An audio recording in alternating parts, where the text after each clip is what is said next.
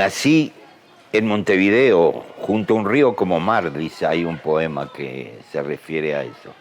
Ah, en el año 1933, noviembre de 1933, y todos mis primeros 27 años se desarrollaron en Montevideo, más precisamente en el barrio Reducto. El barrio Reducto es realmente el centro de toda mi infancia y juventud. Esto se debe al hecho de que mi padre trabajaba en el manicomio. Era jardinero del manicomio, que está en Villán 2515, una dirección muy ilustre. Y entonces nosotros siempre vivíamos cerca del manicomio. El manicomio determinó que viviéramos primero en la calle García Peña, luego en la calle San Martín y finalmente durante muchos años en Colorado entre San Martín y Marsella. La Loca Pola es un personaje fascinante que marcó mucho mi infancia, obviamente, porque yo cuando iba al manicomio en ese entonces tendría 5, 6, 7 años. De entre los locos furiosos, la Loca Pola estaba encadenada en una zona enrejada. Era un ser muy realmente impresionante, con un gran pelo blanco, una negra muy alta. No hablaba y le tenían mucho miedo porque al parecer era muy violenta. Un par de veces mi padre me llevó a verla y desde entonces la Loca Pola pasó a ser un término normal en el lenguaje de mi familia, que se decía, está más loca que la Loca Pola, pero no sé, nunca sabré qué habrá sido de ella. Es que el manicomio era un lugar muy triste y muy terrible. Mi primo hermano, llamado el Gille por todo el mundo, era hijo de María Ulibe, la hermana mayor de mi padre, una de las hermanas mayores de mi padre, y de Juan Carrasco, que era un extraordinario carpintero también del manicomio. Y entonces el Gille desde muy joven decidió que quería ser actor y siempre se esforzó en hacerlo, aunque trabajaba en la corte electoral durante todo el tiempo que no, porque no se podía vivir de ser actor. Y fue integrante del Teatro del Pueblo, que es el conjunto independiente decano de Uruguay. Ya desde muy temprano él militó allí en ese grupo, que estaba bajo la dirección de un español llamado Manuel Domínguez Santamaría, y yo también ingresé luego a ese grupo, y de esa manera llegué a vincularme al Galpón, por ejemplo. Ese es la persona que prácticamente diríamos que definió mi vocación. Hay un hecho importante y es que mi padre admiraba al Gille como actor y eso seguramente despertó en mí cierta emulación. Y entonces había dos elencos infantiles que funcionaban en la radio en ese entonces. Por un lado, La Isla de los Niños, que actuaba en Radio Carve justamente, en CX16, y por otro lado, un cómico de zarzuela que se llamaba Fernando Orejón, que tenía también un programa en CX36, Radio Centenario, los domingos. Claro, la atracción más fuerte era por la Isla de los Niños. La Isla de los Niños estaba dirigida por Atahualpa del Chopo. Y en mi casa, debido a que mi padre era un ferviente militante comunista, toda su vida lo fue, Atahualpa el Chopo era una especie de mito, era un hombre importantísimo dentro del partido, incluso había pasado por una dura experiencia de que lo votaron, lo echaron del banco donde trabajaba debido a su ideología comunista. Y entonces era la primera opción, pero sin embargo tenía algunos problemas, sobre todo que los programas de la Isla de los Niños eran diarios y no siempre tenía temporadas, mientras que Orejón no. Orejón era los domingos por la tarde, a las 3 de la tarde, todos los domingos. De modo que mi madre me llevó a ver a Orejón y desde ahí yo empecé una actividad radial primero y luego ya cuando llegó el verano, una actuación teatral, puesto que Orejón todos los veranos realizaba una temporada breve en el Teatro de Verano del Parque Rodó.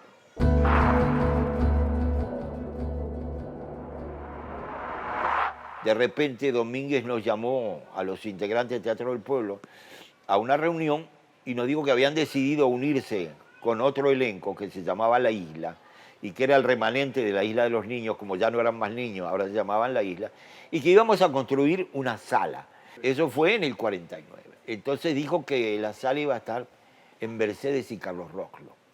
Bueno, yo no sabía muy bien de dónde quedaba eso. pero allá fuimos y con los años eso se transformó en el galpón. El galpón, primero que nada, tenía la extraordinaria particularidad de ser una democracia interna total. Es decir, que el repertorio se discutía, la gente lo leía y luego iba a votación de toda la asamblea. Si la asamblea decidía qué obra quería hacer y qué obra no quería hacer. Y luego se escogía también en la asamblea el director.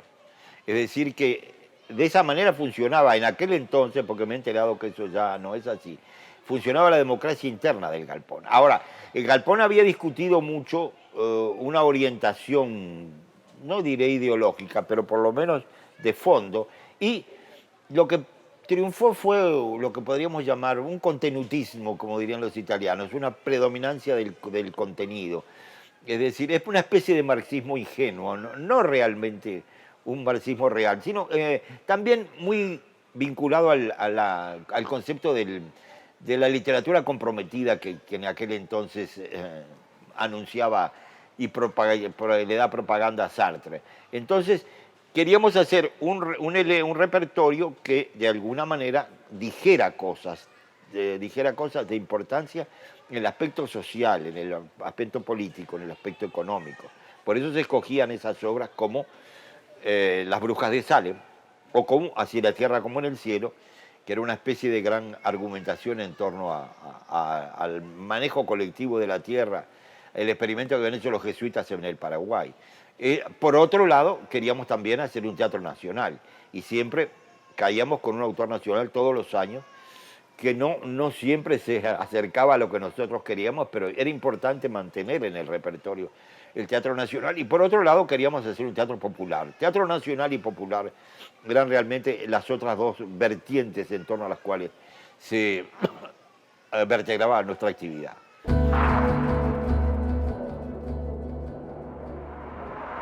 En la radio, yo entré como actor en la radio porque la situación económica en la que yo viví siempre era muy realmente difícil, ¿no?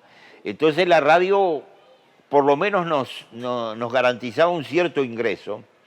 Se pagaba 2 pesos, 2 pesos y algo, 2.10, no sé, el bolo, lo que se llamaba el bolo. Entonces mi gran amigo y admirado actor, Rafael Salzano, que había conseguido entrar en la radio, en CX16 Radio Carve se llamaba, o se llama todavía, supongo.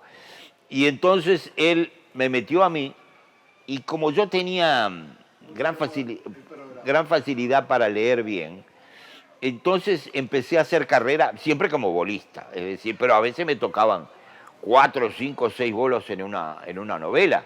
Y como Radio Carve tenía una enorme panoplia de novelas que empezaban a la 1:30, 3:30, 5:30, 7:30, incluso había programas más tarde, entonces uno ahí más o menos se rebuscaba. Tenía un ingreso pasable con un trabajo que, bueno, se parecía lejanamente a lo que uno quería hacer como actor. Pero claro, para mí fue de una enorme utilidad en muchos sentidos. Primero porque conocí a Carlos Tolbe, que era un extraordinario director y una extraordinaria personalidad. A mí me marcó Carlos también. Era un hombre muy intenso en todo el trabajo que hacía. Y a la vez era admirable, eso siempre me llamó la atención, es que él se dedicaba al episodio. Por ejemplo, el episodio de 1:30 se ensayaba de 12:30 a 1:30 y ahí se transmitía siempre en vivo. Las grabaciones no existían, ahí pasara lo que pasara, era ante el micrófono. La radio además me permitía conocer a una cantidad de gente. Por ejemplo, trabajé mucho tiempo junto a Pepita Díaz, o sea, Josefina Díaz de Mendoza, que fue una actriz lorquiana que conoció a Lorca, que le estrenó Bodas de Sangre, y que era una actriz de una larga trayectoria dentro del teatro español, que estaba viviendo en Montevideo en ese entonces. Y conocí y trabajé con Santiago Arrieta, que para mí era también una especie de mito recordarlo como protagonista en aquella inolvidable película de Romero, Los muchachos de antes no usaban gomina, que la hacía con el otro gran mito del teatro uruguayo, no, el rioplatense, que era Parravicini, Florencio Parravicini. Y entonces eso me sirvió de todos modos, primero como un desahogo económico y luego también de alguna manera fue una experiencia artística.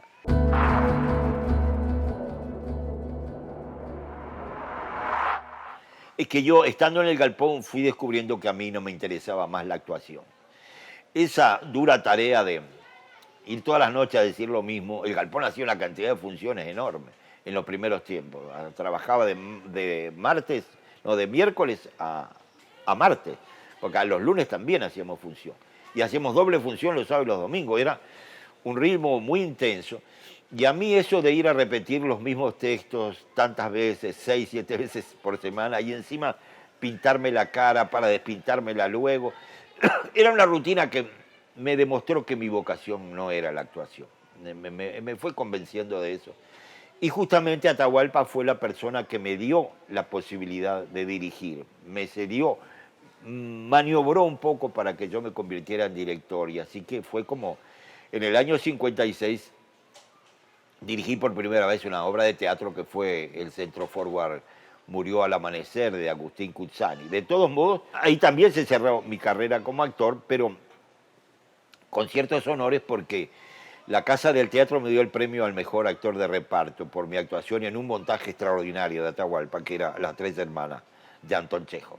Al hacer el Centro Forward me interesé por la iluminación y comencé entonces a iluminar espectáculo tras espectáculo porque la iluminación me parecía fundamental y de esa manera gané varios premios como iluminador, varias menciones como iluminador y eso era una actividad complementaria, pero a la vez empecé a hacer cine, así que estaba en varios rubros trabajando.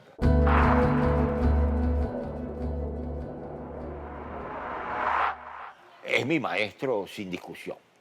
Es decir, primero por su enorme calidad humana, era una persona que yo admiraba muchísimo.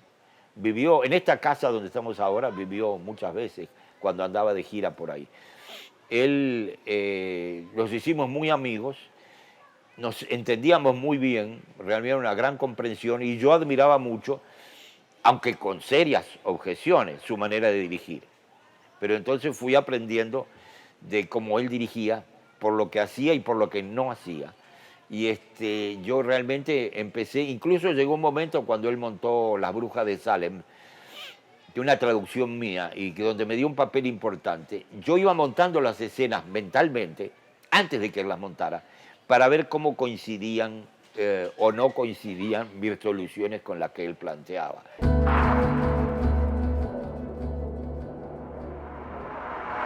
A mí la murga me fascinaba mucho, y como a todo el mundo en aquel entonces, y llegar al tablado y oír sobre todo el chun chun chun, chan chan de la murga que iba llegando en un camión, a uno de niño ya lo ponía, lo predisponía, ¿no?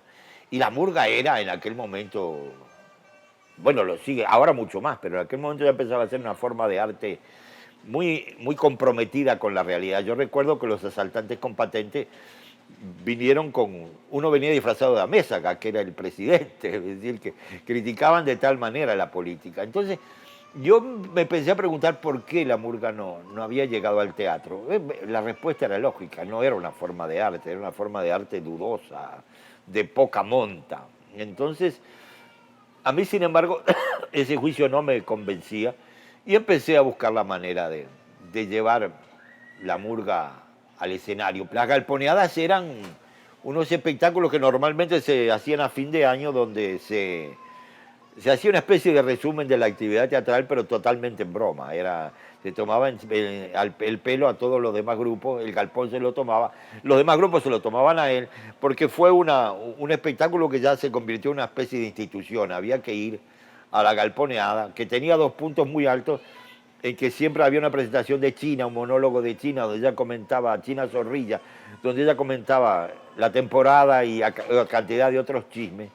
Y otra parte donde Hubert Salcedo imitaba a Atahualpa de manera irreprochable y también imitaba los latiguillos de Atahualpa, sus gestos, el hecho de que Atahualpa jamás podía decir el pronombre yo, todo era nosotros.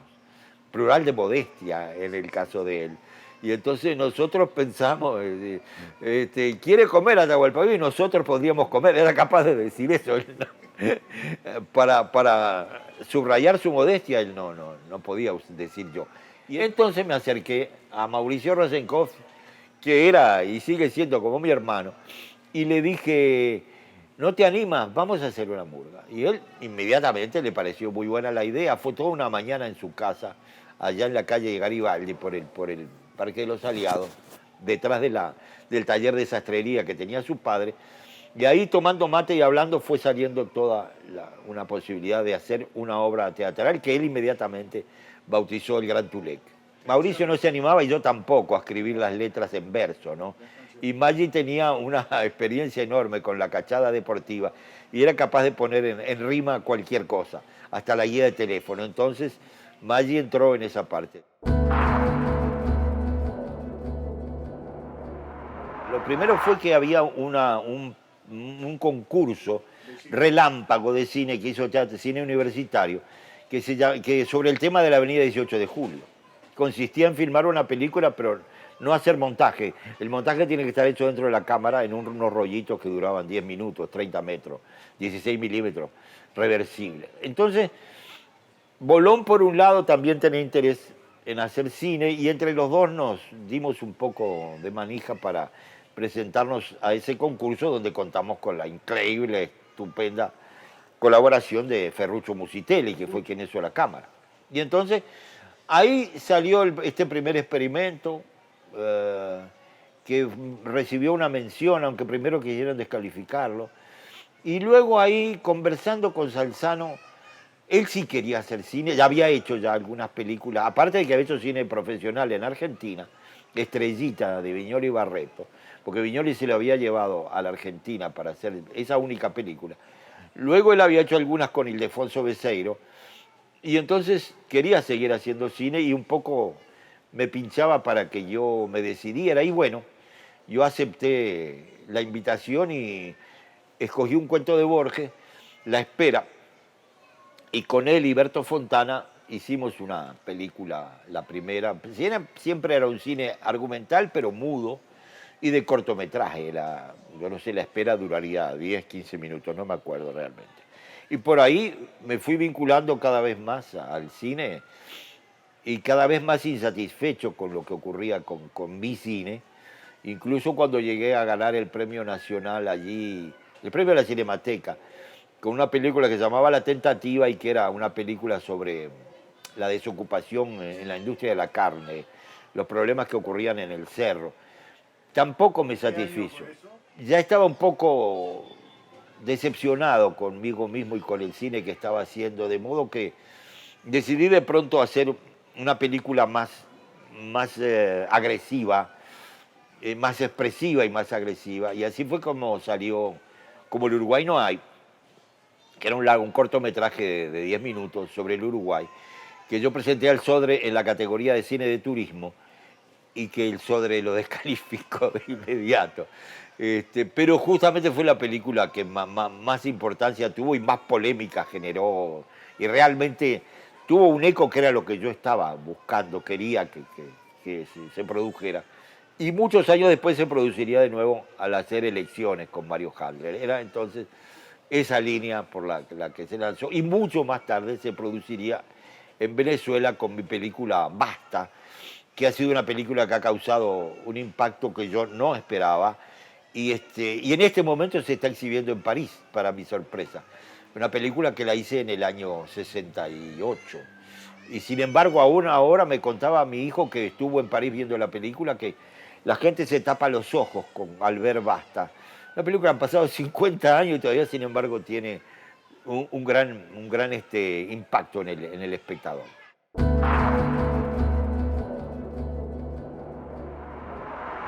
Cuba era un imán demasiado fuerte. Ahí se estaba realizando la revolución y había una cantidad de posibilidades de trabajo, ¿no? Entonces, gracias a una serie de esas casualidades que se dan en la vida de uno, es una casualidad que yo haya sido primo del Gille, y es una casualidad el hecho de que el Teatro Nacional de Cuba me llamó como director y yo llegué allí a principios de diciembre del 60 y estuve durante 5 años. Allí monté el Círculo de Teatro Caucasiano, monté la Casa de Bernarda Alba, monté Arlequín de Servidor de Dos Patrones y hay algunas obras, una de Rosenkopf y una de Dragún, que eran mis amigos también en ese entonces, seguirían siendo si no fuera que Dragún se murió. Y entonces, pero lo más importante fue que la directora, la presidenta del Consejo de Cultura, no, la secretaria, Edith García Buchaca, me invitó a que yo fundara y dirigiera la Escuela Nacional de Artes Dramáticas, que era una empresa gigantesca, con un gigantesco presupuesto,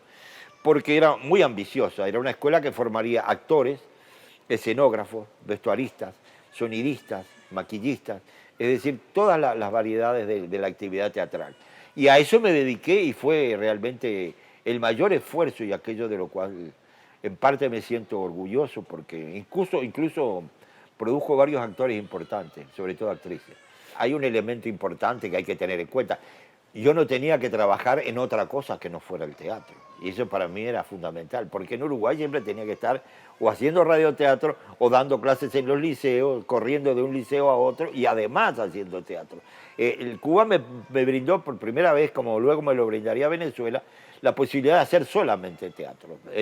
Pero no solamente teatro, sino que también inmediatamente me vinculé al cine, es decir, al ICAIC, al Instituto Cubano de Arte e Industria Cinematográfica, que estaba en aquel entonces dirigido por Alfredo Guevara, pero sobre todo mi vinculación se hizo a través de una amistad inmediata que nació entre Tomás Gutiérrez Alea, llamado Titón, y yo.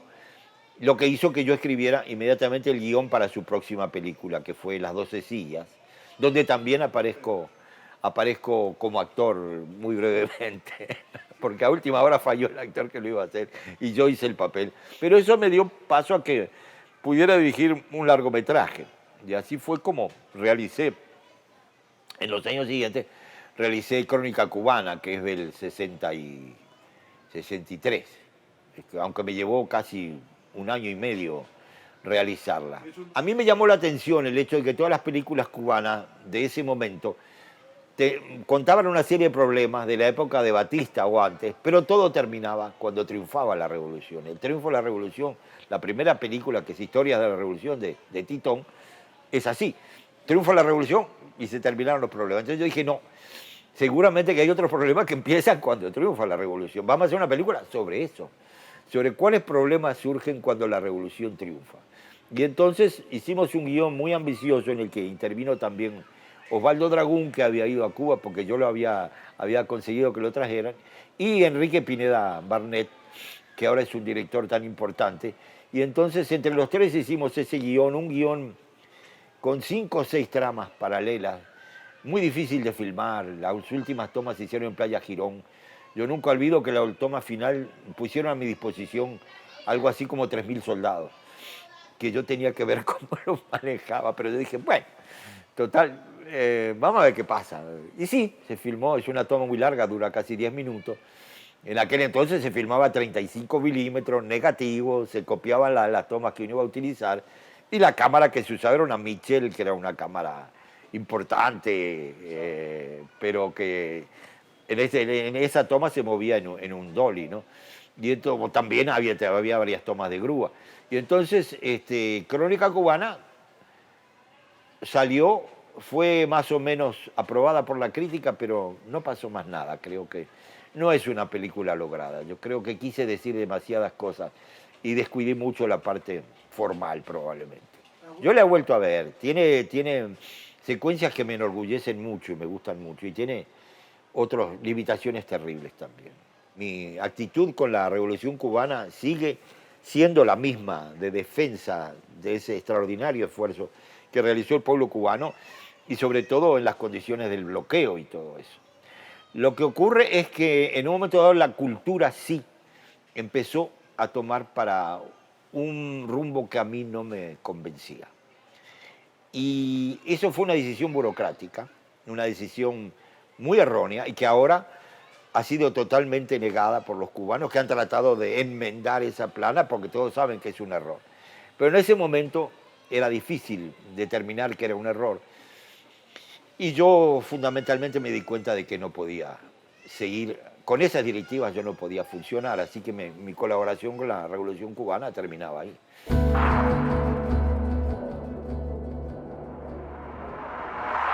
Y en el 65 decidí regresar, pero antes hice un pequeño recorrido por Europa que en parte me lo merecía, ¿no?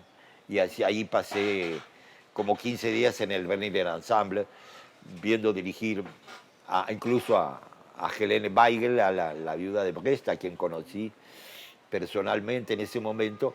Y luego pasé mucho tiempo, no mucho tiempo, pero bastante tiempo en casa de Arnold Wesker en Londres, porque habíamos hecho amistad desde La Habana.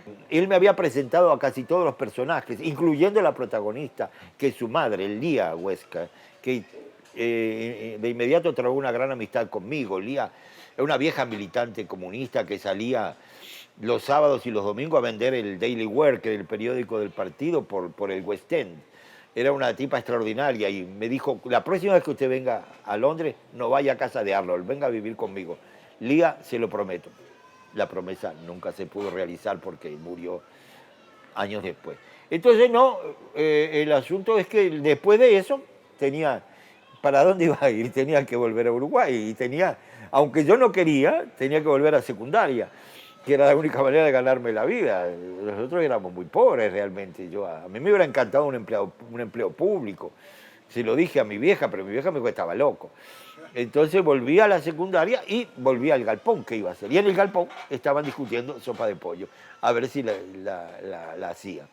Entonces, claro, me venía como anillo al dedo. Yo venía de vivir en casa del autor. De modo que el galpón decidió montarla y me confió a mí la dirección. Y eso fue otra de las casualidades porque estando sopa de pollo en cartel el segundo año, porque se montó y luego se volvió a montar en el 66 y en el 67, llegó a Montevideo, llegaron a Montevideo dos personas que eran Isaac Chocrón y Román Chalbo. A Román yo ya lo conocía porque había estado en Cuba.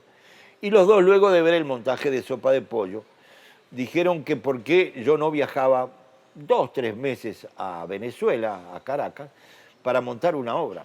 Y a mí me pareció muy buena idea. Además, yo quería conocer Venezuela realmente, de la cual tenía una versión muy nebulosa. Y entonces me propusieron una pieza de Harold Pinter que se llamaba El regreso al hogar. Y en diciembre, otra vez del 67, yo viajé a Caracas con la intención de permanecer ahí 3 meses. Todavía no me he ido.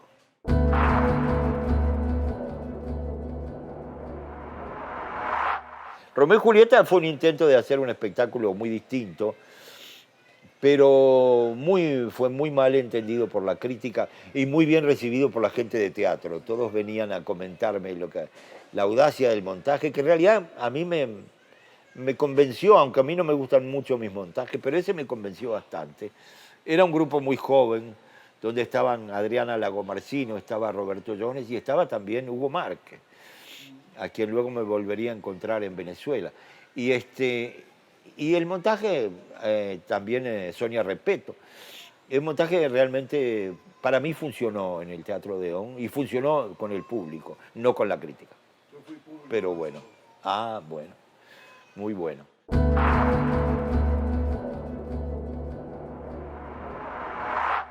Al llegar el fin de año del 68, me entró una gran nostalgia y tenía muchos deseos de regresar a Uruguay. Pero tenía una novia que ya no está con nosotros y ella se dio cuenta del asunto y como tenía cierta independencia económica, me dijo, nos vamos a París. Claro, ante esa invitación yo estaba difícil, no, me voy a Montevideo, no, mejor primero voy a París y después veo. Así que fui a París con ella, donde me encontré con Teresa Trujillo, con Eduardo Esquinca, con una cantidad de gente que estaba pasando ese fin de año por allá. Y luego regresé y ya el nuevo grupo, que era el grupo al cual yo estaba integrado, el grupo de Chocrón y Chalbo, cambió de sala y era un nuevo desafío, yo no los podía dejar. Así que me quedé ese año y ya al final de año mis padres me mandaron la carta donde me decía que me habían expulsado de secundaria. Expulsado de secundaria, ya regresar sí iba a ser mucho más difícil. Y empezaba ya una situación política, puesto que se había muerto Gestido y el panorama político cambió radicalmente asumir el poder su vicepresidente. Y entonces ya era muy difícil pensar en regresar. Y lo decisivo fue que llevé mi pasaporte uruguayo a renovar a la embajada. Hice 4, 5, 6 viajes hasta que finalmente una secretaria uruguaya, no recuerdo ni su nombre, pero se lo agradezco todavía, me dijo, no venga más porque su pasaporte no se lo van a renovar nunca. Y entonces yo, ¿y qué hago? Ah, bueno, me hago ciudadano venezolano, fui con el pasaporte y finalmente, luego de un larguísimo trámite, porque no fue fácil tampoco, yo tenía muy mala fama, pero finalmente me dieron la nacionalidad venezolana en el año 75. Ese año 75 fue decisivo en mi vida, fue el año en el cual gané el Premio Municipal de Cine con Teo 3, una película sobre la tortura aquí en Venezuela. Volví a viajar a Cuba, 10 años después pude regresar ahora que tenía el pasaporte. Fui a Montevideo y caí preso. Todo ocurrió en el mismo año. Pero bueno, las gestiones del gobierno venezolano, puesto que yo era ciudadano, hicieron que finalmente, luego de un periodo para mí larguísimo, me pusieran en libertad y pude regresar a Venezuela. En el año 60 me fui de Uruguay. Es por eso que yo sostengo que yo no tengo lugar en este programa. Yo no soy ningún maestro ni nada por el estilo. Es muy poco el tiempo que yo le dediqué al teatro uruguayo. Digamos, del 50 al 60 son 10 años. Y luego 2 cuando regresé son apenas 12 años. No me merezco ese título.